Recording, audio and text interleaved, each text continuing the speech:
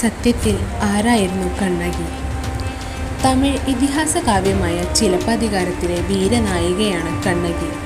നിരപരാധിയായ തൻ്റെ ഭർത്താവിനെ വധിച്ച പാണ്ഡ്യരാജാവിനെ പ്രതികാരമൂർത്തിയായ കണ്ണകി ശപിക്കുകയും മുലപറിച്ചെറിഞ്ഞുകൊണ്ട് മധുര നഗരം ചുട്ടെരിക്കുകയും ചെയ്തു എന്നതാണ് കാവ്യത്തിലെ ഇതിവൃത്തം.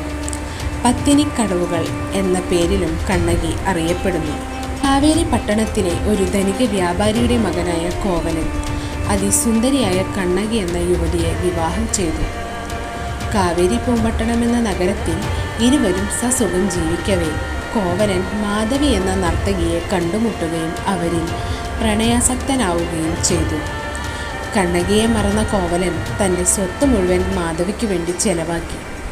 ഒടുവിൽ പണമെല്ലാം നഷ്ടപ്പെട്ടപ്പോൾ കോവലൻ തൻ്റെ തെറ്റു മനസ്സിലാക്കി കണ്ണകിയുടെ അടുത്തേക്ക് തിരിച്ചുപോയി. അവരുടെ ആകെയുള്ള സമ്പാദ്യം കണ്ണകിയുടെ രത്നങ്ങൾ നിറച്ച ചിലമ്പുകൾ മാത്രമായിരുന്നു. കണ്ണകി സ്വമനസാലെ തൻ്റെ ചിലമ്പുകൾ കോവലനു നൽകി.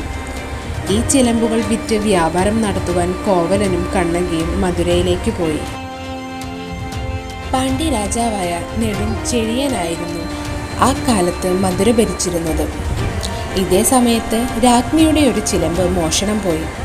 കണ്ണകിയുടെ ചിലമ്പുകളുമായി കാണാൻ വളരെ സാമ്യമുണ്ടായിരുന്ന ഈ ചിലമ്പുകളുടെ ഒരേയൊരു വ്യത്യാസം രാജ്ഞിയുടെ ചിലമ്പുകൾ മുത്തുകൊണ്ട് നിറച്ചതായിരുന്നെങ്കിൽ കണ്ണകിയുടേത് രത്നങ്ങൾ കൊണ്ട് നിറച്ചതായിരുന്നു എന്നതായിരുന്നു.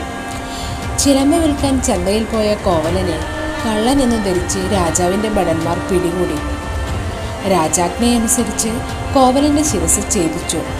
ഇതറിഞ്ഞ കണ്ണകി രാജാവിൻ്റെ മുന്നിൽ കോവലൻ്റെ നിരപരാധിത്വം തെളിയിക്കുവാൻ പാഞ്ഞെത്തി.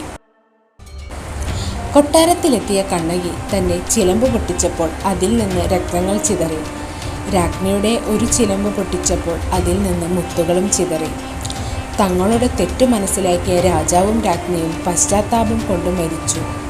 ഇതിൽ മതിവരാതെ കണ്ണകി തൻ്റെ ഒരു മുല പറിച്ചെറിഞ്ഞ് മധുരയിലേക്ക് വലിച്ചെറിഞ്ഞ് നഗരം മുഴുവൻ വെന്തു വെണ്ണീറാവട്ടെ എന്ന് ശപിച്ചു. കണ്ണകിയുടെ പാതിവൃത്യത്താൽ ആ ശാപം സത്യമായി. തീയിൽ വെന്ത മധുരയിൽ കനത്ത ആൾനാശവും ധനനഷ്ടവും ഉണ്ടായി. നഗരദേവതയായ മധുര മീനാക്ഷിയുടെ അപേക്ഷയനുസരിച്ച് കണ്ണകി തൻ്റെ ശാപം പിൻവലിച്ചു. അങ്ങനെ കണ്ണകിക്ക് മോക്ഷം ലഭിച്ചു. ഈ കഥ ഇളങ്കോ അടികൾ ചിലപ്പതികാരം എന്ന മഹാകാവ്യമായി എഴുതി. കഥയിലെ ഒരു വൈരുദ്ധ്യം കോവലൻ്റെ രഹസ്യ കാമുകിയായ മാധവിയെയും കണ്ണകിയെപ്പോലെ പരിശുദ്ധമായ ഒരു സ്ത്രീയായി കാണിക്കുന്നു എന്നതാണ്. മണിമേഖല എന്ന കൃത്യം കണ്ണകിയെ പ്രകീർത്തിച്ചെഴുതിയതാണ്. കേരളീയ സംസ്കാരത്തിൽ കണ്ണകിക്ക് വലിയ പ്രാധാന്യമുണ്ട്. ചരിത്രപരവും സാംസ്കാരികവുമായ തലങ്ങളിൽ അവ ദർശിക്കാവുന്നതാണ്. വിശ്വാസികൾ ഭദ്രകാളിയുടെ അവതാരമായി കണ്ണകിയെ കണക്കാക്കുന്നു. കണ്ണകിയുടെ ക്ഷേത്രം ചേരൻ ചെങ്കുട്ടുവൻ പ്രതിഷ്ഠിച്ചു എന്നാണ് പറയപ്പെടുന്നത്. കൊടുങ്ങല്ലൂരാണ് ഇത് സ്ഥിതി ചെയ്യുന്നത്. ഇടുക്കി ജില്ലയിലെ കുമളയിലുള്ള അതിപുരാതനമായ മംഗളാദേവി ക്ഷേത്രവും ചേരൻ ചെങ്കുട്ടുവൻ നിർമ്മിച്ചതായിരുന്നു. പുരാതന കേരളത്തിൻ്റെ രക്ഷയ്ക്കായി പ്രതിഷ്ഠിച്ച 4 ദേവിമാരിൽ ലോകാംബികയാണെന്നാണ് കൊടുങ്ങല്ലൂരമ്മ അറിയപ്പെടുന്നത്. കേരളത്തെ മഹാമാരികളിൽ നിന്ന് ആപത്തുകളിൽ നിന്നും രക്ഷിക്കാനാണ് ഭഗവതിയെ പ്രതിഷ്ഠിച്ചത് എന്നാണ് വിശ്വാസം. വലിയ ദുരിതങ്ങളിൽ നിന്നും ഭക്തന്മാരെ അമ്മ രക്ഷിക്കും എന്നാണ് വിശ്വാസം. കൊടുങ്ങല്ലൂരമ്മയ്ക്ക് 4 ഭാവങ്ങളാണെന്ന് വിശ്വസിക്കപ്പെടുന്നു: ഭദ്രകാളി, മഹാകാളി, കണ്ണകി, ആദിപരാശക്തി. ശ്രീ പാർവതി, മഹാലക്ഷ്മി, മഹാസരസ്വതി, ഭുവനേശ്വരി തുടങ്ങിയ ഭഗവതിയുടെ എല്ലാ ഭാവങ്ങളിലും സങ്കല്പിക്കപ്പെടുന്നു. മനോഹരമായ കാർമേഘം പോലെ കറുത്തവളാണ് കൊടുങ്ങല്ലൂരമ്മ എന്ന് വിശ്വസിക്കപ്പെടുന്നു. അതിനാൽ കരിങ്കാളി എന്നും അമ്മ അറിയപ്പെടുന്നു. പടിഞ്ഞാറേ നടയിൽ ശ്രീ മഹാകാളിയാണ് ക്ഷേത്രത്തിലെ മുഖ്യപ്രതിഷ്ഠ. ആദിമൂല ഭഗവതിയായ ആദിപരാശക്തിയുടെ 3 പ്രധാന ഭാവങ്ങളിൽ ഒന്ന് മഹാലക്ഷ്മി, മഹാസരസ്വതി എന്നിവ മറ്റു 2 ഭാവങ്ങൾ. ഭാഗവതത്തിൽ ബ്രഹ്മാവിൻ്റെ പ്രാർത്ഥന പ്രകാരം മഹാവിഷ്ണുവിനെ മുൻനിർത്തി മധുകൈഭടന്മാരെ വധിക്കുവാനാണ് ആദ്യമായി മഹാകാളി അവതരിച്ചത്.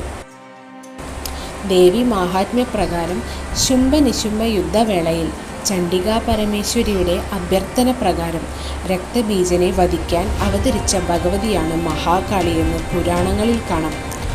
ഉഗ്രരൂപിണി ആയതിനാൽ ഭക്തർക്ക് ദർശനം പാടില്ലെന്നാണ് വിശ്വാസം. ഭഗവതിയുടെ മറ്റൊരു ഭാവമായ ശ്രീ ഭദ്രകാളിയെ വടക്കേ നടയിൽ അനുഗ്രഹഭാവത്താൽ പ്രതിഷ്ഠിച്ചിട്ടുണ്ട്. ഒപ്പം ത്രിപുരസുന്ദരിയുടെ സങ്കല്പവുമുണ്ട്. ശങ്കരാചാര്യർ സ്ഥാപിച്ച ശ്രീചക്രപൂജയ്ക്കും ഇവിടെ പ്രാധാന്യമുണ്ട്.